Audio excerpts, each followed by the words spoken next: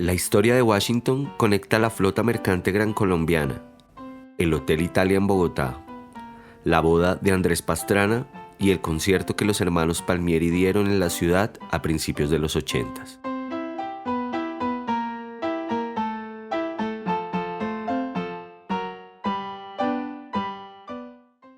Más que como un proceso colectivo, hemos aprendido a pensar la historia de la música como una secuencia de las biografías de los grandes genios.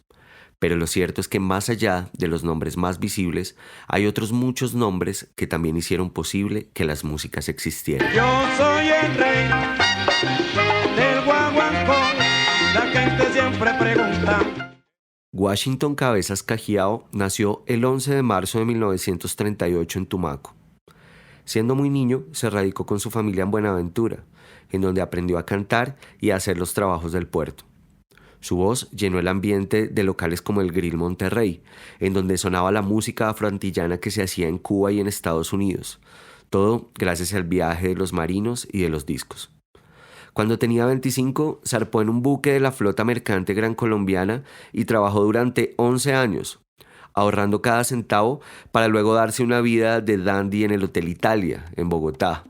Una ciudad gris que para mediados de los 70 no era muy salsera, pero era capital, el lugar en donde se supone que las grandes empresas se hacen posibles. En la ciudad, ya retirado de la vida del mar, montó la orquesta Washington y sus latinos, el mejor combo que tuvo Bogotá por esos días.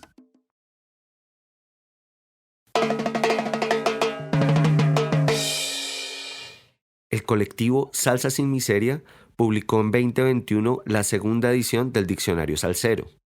Es un tomo de 200 páginas con toda la boquisabrosería de la salsa. Allí se define chisga de la siguiente forma. Chisga, junte de músicos, espontáneo y entusiasta, que se congregan para tocar al son que la gente baile y que no necesariamente se conocen entre sí. En el diccionario, cada significado está acompañado con una canción. Para la chisga, sugieren el siguiente tema. El negro y el indio cantaban el guaguancó. En la América Latina se escuchó flauta y tambor. El negro y el indio.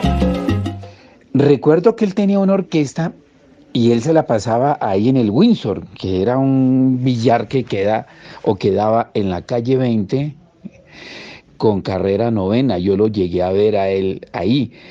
En ese bar, no sé si conoce la historia de ese bar, en ese bar se le pasaban todos los músicos. El que tenía una orquesta y buscaba a los músicos, necesito un trompeta, necesito un conguero, en fin. Y ahí conseguía a los músicos, ahí armaban sus trasteos.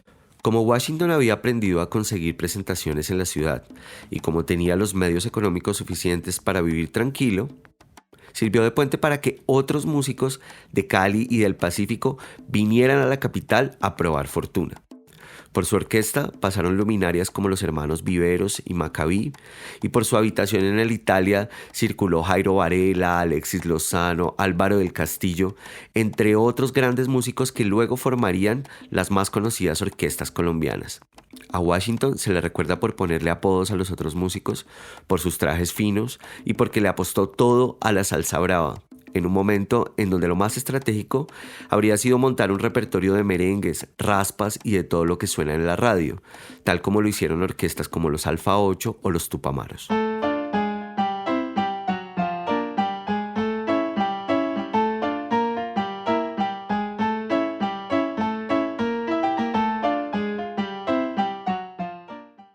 En 1981, Washington tocó en la boda de Andrés Pastrana y en ese año también grabó El Niche y El Indio. La placa se hizo en las industrias fonográficas de Bosa y tiene un sonido rudo y elegante, como si hubiera sido grabado en los años 70. En el disco hay versiones en salsa de Ódiame, el clásico que hemos oído de Julio Jaramillo, y del bolero de Armando Manzanero, Contigo Aprendí. Además, hay canciones de la propia autoría de Washington en las que se resalta El Niche y el Indio e Hipocresía. Fusilao, el negro hasta encarcelao. El negro y el indio cantaban el guaguancó. Pero que el indio tocaba flauta, el negro toca un tambor. En el 82, Washington grabó Se Fueron los Bravos, un álbum con homenajes a los rumberos del ayer y con composiciones suyas en las que metieron mano Marcos Micolta y Maccabi. El álbum es nostálgico desde la carátula. Se recuerda a Cortijo, a Arsenio, a Noro. Washington conocía la tradición y estaba buscando pegarla en el corazón de una ciudad en donde la salsa no era más que otra migrante. Levanto un hombre vencido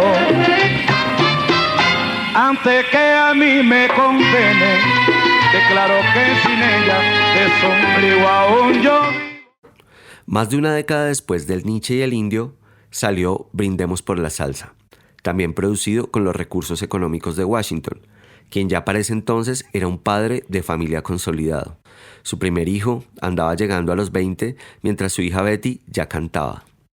Lágrimas de Cocodrilo es el sencillo que más se recuerda del álbum, aunque en el caso de Washington su reconocimiento siempre estuvo asociado a sus presentaciones en vivo. Ya yo tenía mi memoria, que no vuelva a recordarte otra vez. Los días de andar tocando se acababan, pero su voz sonaba en el tornamesa ya no solo a ritmo de salsa, sino al son del folclore pacífico, con el que rendía homenaje a su origen en el tema Soy tumaqueño. Del coco y del chontaduro, del plátano zampollado, del canquereco con maduro. Soy ceviche, soy tapao, soy un tumaqueño puro.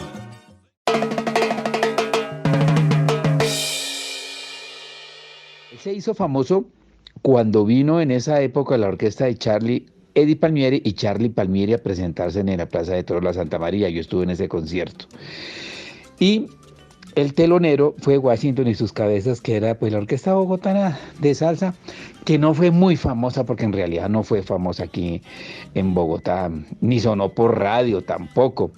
Es más la leyenda de la orquesta que se presentó con Eddie Palmieri, y dicen que sonó mejor que la orquesta de Eddie Palmieri.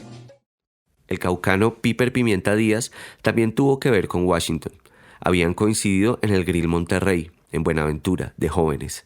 Y ya de grandes, Washington le hacía las segundas cuando Piper lo invitaba. Palmieri y Jairo Varela le ofrecieron trabajo a Washington en sus respectivas orquestas. Con ninguno de los dos aceptó irse de planta. Dicen que incluso Lavoe, cuando pasó por la capital, reconoció la gran capacidad vocal del tumaqueño. Los cronistas locales de la salsa, entre ellos don César Pagano, recuerdan que los toques de Washington terminaban siempre con una descarga. Vacila, vacila, que tu cantante, vacila, que aquí estoy yo.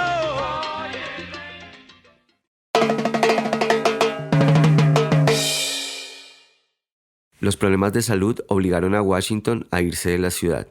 Al final se radicó en Cali, la capital de la salsa. Sin embargo, su paso por Bogotá no fue en vano. Alguien tenía que ser terco para abrirle el camino al guaguancó en las calles y carreras de esta ciudad fría. La Máquina del Tiempo Orquesta, comandada por sus hijos Betty y Willis, rescataron este emblemático tema que debió sonar por primera vez en la tarima de algún club bogotano. Reina.